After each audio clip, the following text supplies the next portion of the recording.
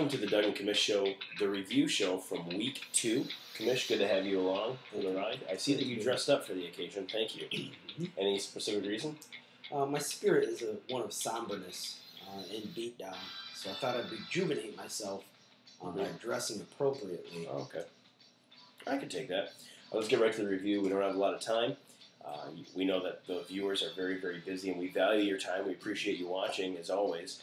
Please send us your comments. We want to make this show better, and until you give us your comments, we don't know how we're doing. So please send his email, my email, do whatever you need to do. First game we're going to review is Beans versus Nappy. Beans, we actually thought that this game was going to be a lot tighter than what it was. What do you think happened? At the beginning of this game, the score was 23-19 going into almost 4 o'clock. Both teams had to be nervous, but also somewhat relieved that the other team is not doing any scoring either. But then all of a sudden, 4 o'clock comes, and shortly after that, Dougie's team, they just found their groove. And Andre Johnson is everything that he was promised to be. He went out of the game hurt. And came back in and made a pretty big catch. But anyway, Andre Johnson did his thing. Still no running back for the Beans, but it doesn't seem like it's affecting the scoring so far. Dougie, that's how they were built. And it's not a surprise, it's not a shock, it's just something that the Doug has to deal with, and he has to deal with it. On Nappy's side of things, MJD. Come on. Are we getting concerned yet? There's probably not room to be concerned yet. But 0-2, you're in a dangerous position, Richard. And MJD got 3 points against a so-so run defense. That's not good. And his poor quarterback play is hurting him. You got to find some answers. All right, and we also, the Garcon trade didn't really benefit him this week. Shanko got the same exact points as Kellen Winslow did, so really didn't gain much there. But the Garcon really probably let him down. It did, but look for Garcon to rebound. He's got to in that high-powered offense. I still like the trade for Richard. Next, we move on to Jockey and White Trash. White Trash beating Jockey. And Jockey is not getting much as what he was expecting, perhaps, out of Benson. So the nerves are getting a little bit. Now he scored 10 and 9 points respectively, but I think he's expecting more out of him. He is the keeper, and you want more out of a running back keeper than 9 or 10 points. And that's primarily why he's 0-2. But, I mean, it's the Jockey. He's a smart guy. He'll figure something out. And Hines Ward playing at his team. 0 points. Who would have saw that coming? He's the safety net. He's the cross route guy. He's the slant guy. He's the hot route guy. And he had 0 points. Not good. The quarterback change in Pittsburgh should help him out. You think Softbatch is going to help him? I love me some Softbatch if he's healthy. The reason I don't love him is in Detroit, every time he'd take a snap, he'd break his hand. Which could happen in Pittsburgh. And they're running out of quarterbacks here soon. Actually, rumor had it they were looking for another quarterback, and we heard that your office got a phone call about that. We did, but that's on the down low for right now because we don't want to make rumors that are unnecessary. True. All right. Schaub, obviously, the very lone bright spot for the Jockeys. White Trash, very good bounce back week. He needed it. After putting the third lowest scoring total ever in the GFO, and having the last name of Boyke, he needed a rebound. He got it. He's looking good. Okay.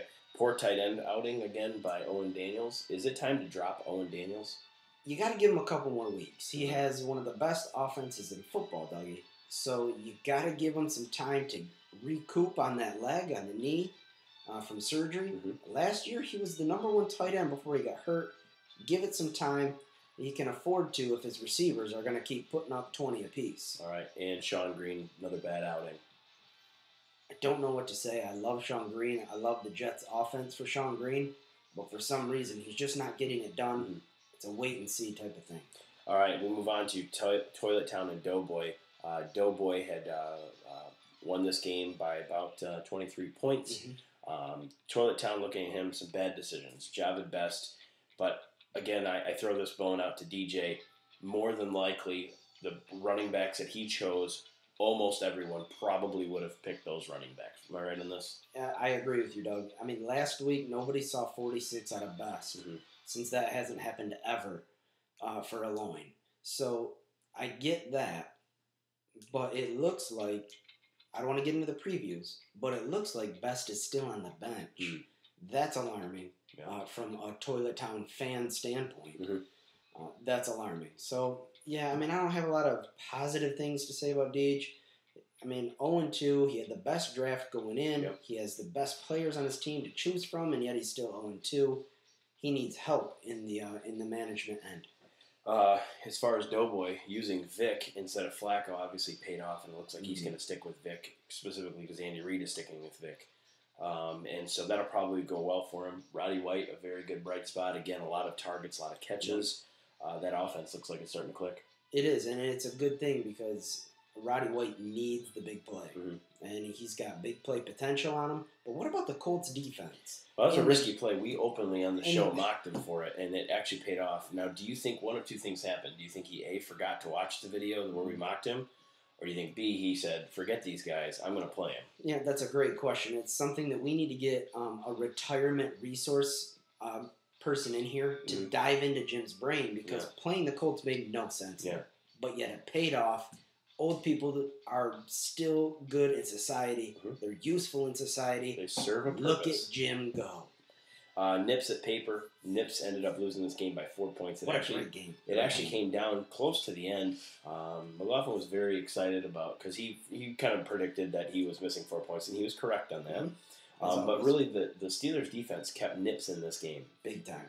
But his running backs did not give him any help. 1 point from his running backs.